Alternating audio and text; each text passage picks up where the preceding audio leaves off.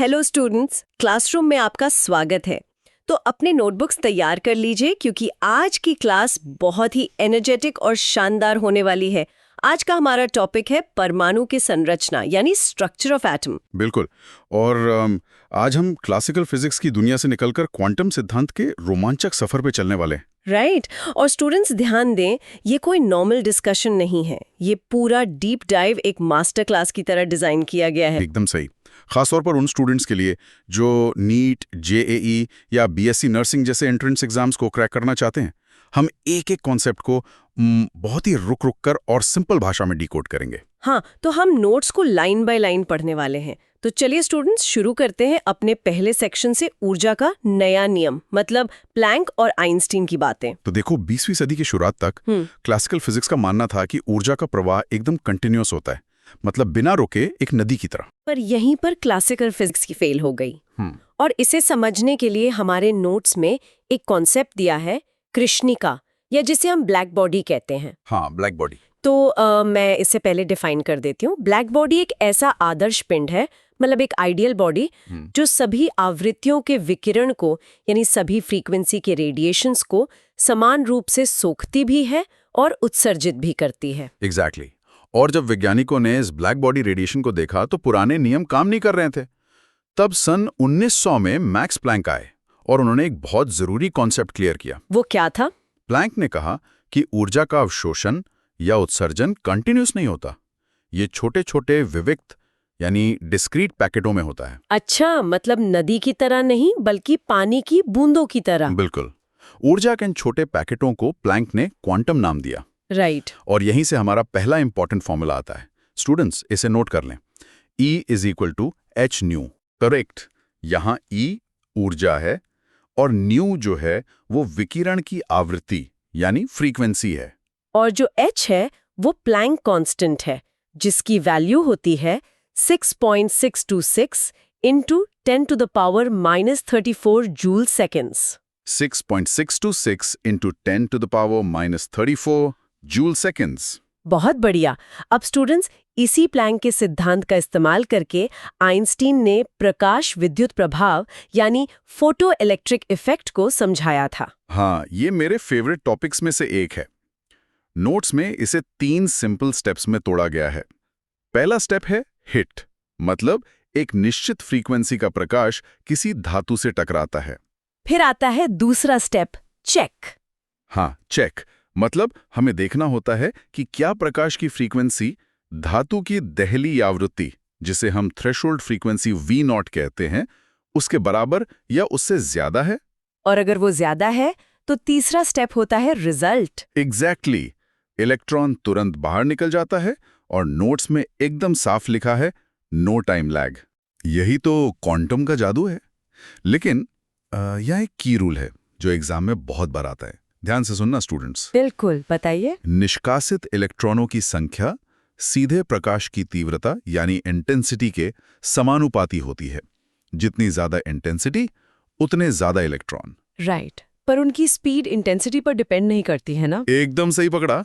और इसे आइंस्टीन ने कैसे सिद्ध किया, मैं समझाता हूं। उन्होंने कहा कि फोटॉन अपनी पूरी ऊर्जा धातु के इलेक्ट्रॉन को दे देता है, जो 2 हिस्सों में बढ़ जाती है। मतलब ऊर्जा का बंटवारा होता है। स्टूडेंट्स, इसे एक वेंडिंग मशीन के एग्जाम्पल से समझते हैं। इमेजिन करो, एक वेंडिंग मशीन है। मशीन से स्नैक निकालने के लिए आपको कम से कम 10 रुपए चाहिए। ये जो 10 रुपए की न्यूनतम राशि है ना, यही धातु का कार्यफलन है, वर्क फंक्शन। W0 = hν0। और अगर आप 50 रुपए डालते हैं तो क्या होगा? मशीन 10 रुपए रख लेगी और बाकी के 40 रुपए इलेक्ट्रॉन की गतिज ऊर्जा यानी काइनेटिक एनर्जी ½ mv² बन जाएगी। क्या बात है! तो हमारा आइंस्टीन का फॉर्मूला बन गया, hν = hν0 + ½ mv²। एकदम क्लियर। तो स्टूडेंट्स, ये था हमारा पहला सेक्शन। अब चलते हैं सेक्शन 2 की तरफ, परमाणुओं के फिंगरप्रिंट यानी परमाणुिक स्पेक्ट्रा और रिडबर्ग सूत्र। स्पेक्ट्रम को समझना बहुत दिलचस्प है। स्पेक्ट्रम 3 तरह के होते हैं। ओके। पहला है सतत स्पेक्ट्रम यानी कंटिन्यूअस, जैसे इंद्रधनुष बनता है व्हाइट लाइट से, जहां सारे कलर्स और वेवलेंथ एक दूसरे में मिक्स होते हैं। और दूसरा है उत्सर्जन रेखा स्पेक्ट्रम, एमिशन लाइन स्पेक्ट्रम।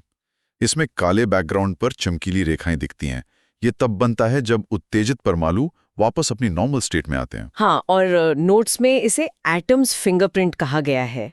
मतलब हर तत्व का स्पेक्ट्रम एकदम अलग होता है, राइट? बिल्कुल, जैसे हमारा फिंगरप्रिंट अलग होता है। और तीसरा होता है अवशोषण स्पेक्ट्रम, यानी एब्जॉर्प्शन स्पेक्ट्रम। ये उत्सर्जन स्पेक्ट्रम का एकदम फोटोग्राफिक नेगेटिव है। मतलब चमकीले बैकग्राउंड पर काली रेखाएं। करेक्ट। अब नोट्स में एक बहुत बड़ा टॉपिक है हाइड्रोजन लाइन स्पेक्ट्रम। स्टूडेंट्स ध्यान दो, इसकी सीरीज के नाम एग्जाम्स में डायरेक्ट पूछे जाते हैं। हाँ, इन्हें याद रखना बहुत जरूरी है। पहली है लाइमन सीरीज, जो यूजी यानी पराबैंगनी क्षेत्र में आती है। इसके लिए N1 = 1 होता है। दूसरी है बामर सीरीज, ये विजिबल यानी दृश्य क्षेत्र में आती है। इसके लिए N1 = 2 होता है। और फिर पाश्चन, ब्रैकेट और फंग सीरीज, ये तीनों IR यानी अवरक्त क्षेत्र में होती है। इनके लिए N1 क्रमशः 3, 4 और 5 होता है। अब इन लाइंस को मैथ्स में कैसे कैलकुलेट करें? इसके लिए रिडबर्ग ने एक सूत्र दिया था, जो है न्यू बार = 1,09,677। मैं इसे पूरा बोलता हूं। न्यू बार यानी wave number is equal to 109,677 1/n1 square 1/n2 square centimetre inverse. Right, यहाँ न्यू बार तरंग संख्या यानी वेव नंबर है। और वो जो बड़ा सा नंबर है 109,677 सेंटीमीटर इनवर्स, वो रिडबर्ग कांस्टेंट है, जिसे RH लिखते हैं। लेकिन रिडबर्ग को ये नहीं पता था कि ये फॉर्मूला काम क्यों कर रहा है, इसके पीछे की फिजिक्स क्या है। ये समझाने आए हमारे अगले हीरो नील्स बोहर। एब्सोल्युटली। तो स्टूडेंट्स, अब हम आ गए हैं सेक्शन 3 पर, बोहर का मॉडल। बोहर ने हाइड्रोजन एटम के लिए 3 मुख्य बिंदु दिए थे, 3 पोस्टुलेट्स। पहला था स्टेशनरी स्टेट्स यानी स्थायी अवस्था। इसका मतलब है कि इलेक्ट्रॉन फिक्स रेडियस और फिक्स एनर्जी वाले गोलाकार रास्तों में ही घूमते हैं, जिन्हें कक्षा या ऑर्बिट कहते हैं। दूसरा बिंदु था एनर्जी ट्रांजिशन, ऊर्जा संक्रमण।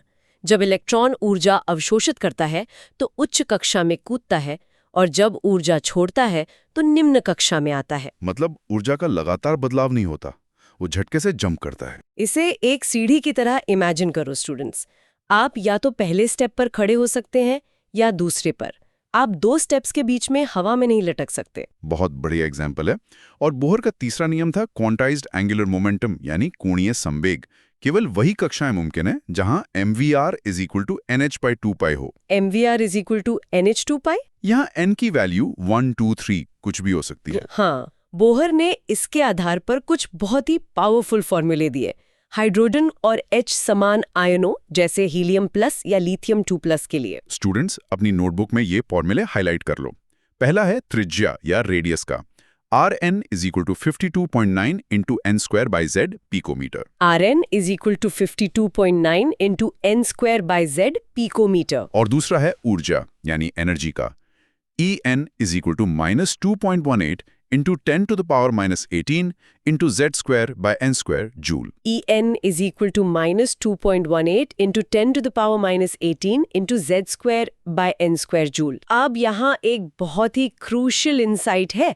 स्टूडेंट्स ध्यान दो, क्या आपने नोटिस किया कि ऊर्जा वाले फॉर्मूले में एक माइनस साइन है? सर, ये नेगेटिव चिन्ह क्यों है? ये बहुत ही डीप कॉन्सेप्ट है। देखो, जब इलेक्ट्रॉन नाभिक से अनंत दूरी पर होता है, यानी n = ∞, पर, तो वो एकदम स्वतंत्र होता है। तब उसकी ऊर्जा शून्य मानी जाती है। ओके, स्वतंत्र इलेक्ट्रॉन की ऊर्जा 0 है। लेकिन जब वो नाभिक के करीब आता है और किसी कक्षा में बंधता है, तो वो पहले से ज्यादा स्थायी यानी स्टेबल हो जाता है। और स्टेबिलिटी का मतलब है ऊर्जा का कम होना। अच्छा, तो 0 से कम होने का मतलब है नेगेटिव में जाना। बिल्कुल। ये ऋणात्मक चिन्ह यही बताता है कि परमाणु में बंधे इलेक्ट्रॉन की ऊर्जा आजाद इलेक्ट्रॉन से कम होती है। वाओ, ये कॉन्सेप्ट सच में माइंड ब्लोइंग है। और ऊर्जा में जो बदलाव होता है वो delta E = E final - E initial होता है। अवशोषण में ये पॉजिटिव होता है और उत्सर्जन में नेगेटिव। एकदम सही। लेकिन बोहर का मॉडल सब कुछ नहीं समझा पाया। इसकी कुछ सीमाएं थी। हाँ, लिमिटेशंस। पहली तो यही कि जब हाई रेजोल्यूशन वाले उपकरणों से देखा गया तो एक स्पेक्ट्रल लाइन असल में 2 लाइंस डबलेट में बंटी हुई दिखी। जिसे फाइन स्ट्रक्चर कहते हैं। और बोहर इसे नहीं समझा पाए। दूसरा, ये मॉडल सिर्फ एक इलेक्ट्रॉन वाले एटम पर ही काम करता था। मल्टी इलेक्ट्रॉन सिस्टम्स में ये फेल हो गया। और नोट्स में 2 इफेक्ट्स का भी जिक्र है, ज़ीमान इफेक्ट और स्टार्क इफेक्ट।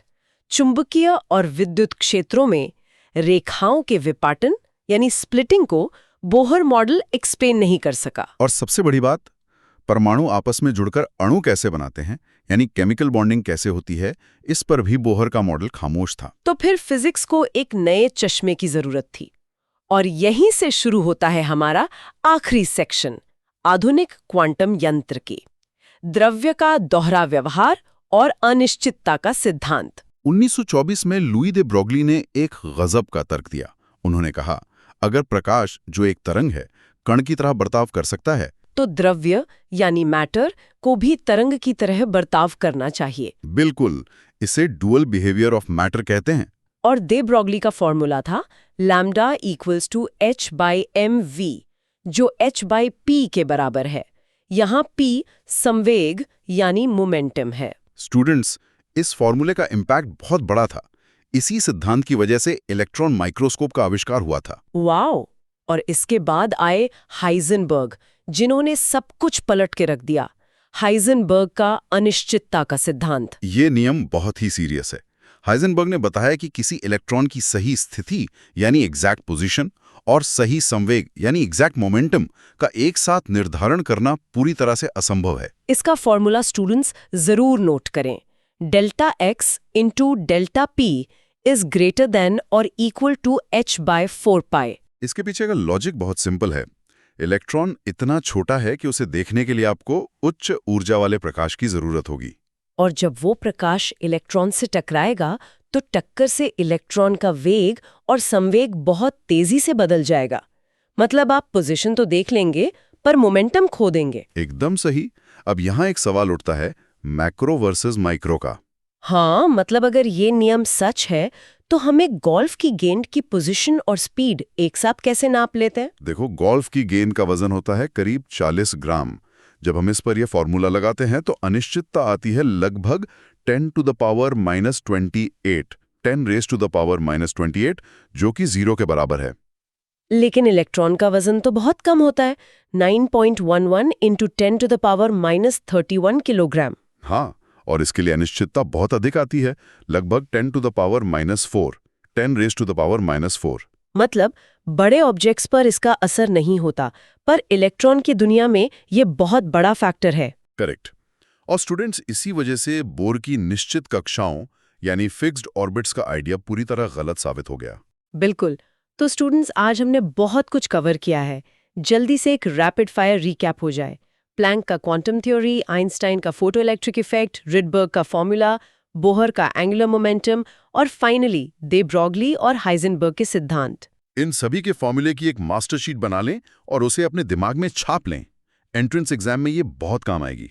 तो आज की क्लास को हम यहीं रोकते हैं, लेकिन जाने से पहले स्टूडेंट्स, जरा सोचिए, अगर ये क्वांटम नियम, अनिश्चितता का सिद्धांत हमारी रोजमर्रा की बड़ी दुनिया में लागू होता तो क्या होता? हाँ, मतलब क्या हम कभी किसी चलती हुई कार की सही स्पीड और लोकेशन एक साथ नाप पाते हैं? बिल्कुल नहीं। तो विचार कीजिएगा कि क्वांटम दुनिया के नियम हमारी समझ से कितने अलग हैं। चलिए स्टूडेंट्स, इसी सवाल के साथ आज की मास्टर क्लास हम समाप्त करते हैं।